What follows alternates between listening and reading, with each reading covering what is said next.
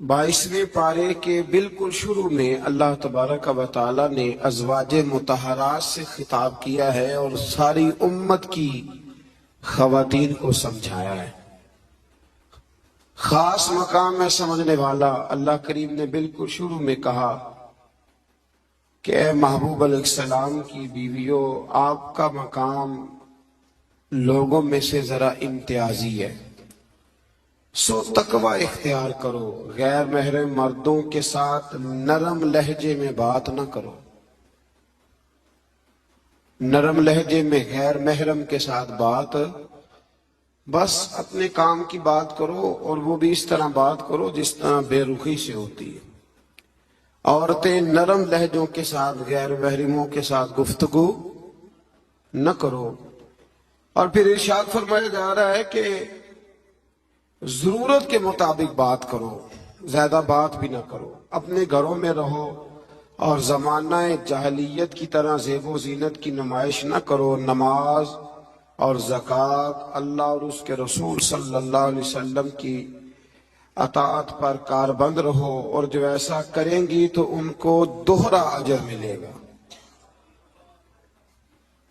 और उनके लिए आखिरत में इज्जत की रोजी का मकाम है, रोजी का एहतमाम है।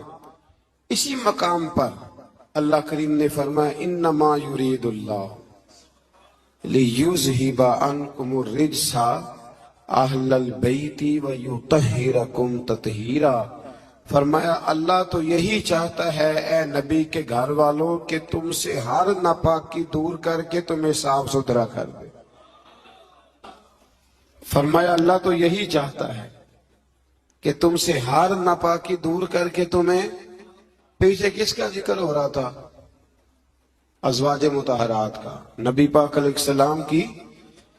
तो ये जिक्र ही, ये आयत तज़किरा ही अज़वाज के तज़किरे में आया। बहुत सारे लोग कहते हैं अहले बैत में बीवियां शामिल ही नहीं, ये सिर्फ हुजूर अलैहिस्सलाम कि वो अहले बैत है जो हजरत अली, सैयदा फातिमा और उनकी औलाद है। वो खुदा के बंदे, जब आपसे पूछा जाता है घर वालों का क्या हाल है तो बीवियां मुराद होती हैं कि नहीं? जब पूछा जाता है कि घर वालों का क्या हाल है, सिर्फ बच्चे मुराद होते हैं कि बीवी भी मुराद होती है?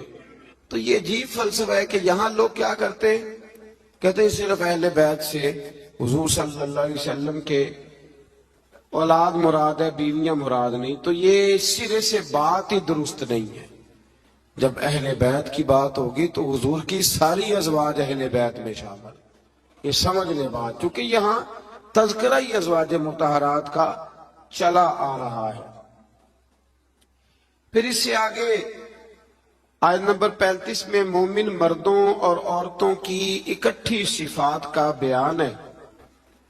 अल्लाह तबारक व तआला ने फरमाया कि मोमिन मर्द इताअत शियार होते हैं, सदाकत शियार होते हैं, सब्र और रज़ा का पैकर होते हैं।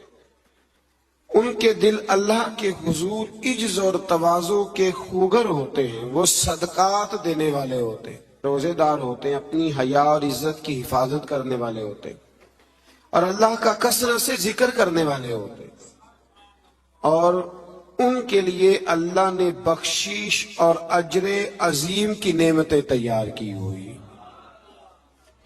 फिर आयत नंबर 36 में फरमाया, ना किसी मोमिन मर्द और ना किसी मोमिन औरत के लिए ये जायज है कि जब अल्लाह और उसका रसूल को फैसला फरमा दें तो इनके लिए अपने इस काम में कोई इख्तियार रह जाए।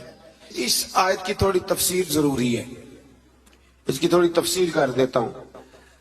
हुआ ये था कि नबी करीम अलैहिस्सलाम ने अपने एक गुलाम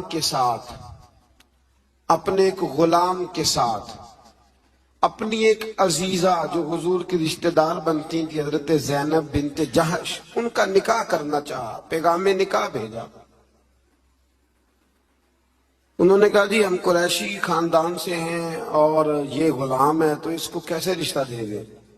हालांकि हुजूर ने पैगाम भेजा था, इतने बड़े हम हो के तो एक गुलाम को रिश्ता दे दे। तो अल्लाह ने हुक्म दे दिया, फरमाया जब रब रसूल हुक्म दे तो तुम्हें इख्तियार ही कोई नहीं। और जब ये आयत नाजिल हुई तो वो हजरत ज़ैनब बिन्त जहश के घर वाले खुद हाजिर हुए। अर्ज की हुजूर जहां आपका दिल करता है आप बच्ची का रिश्ता फरमा दें।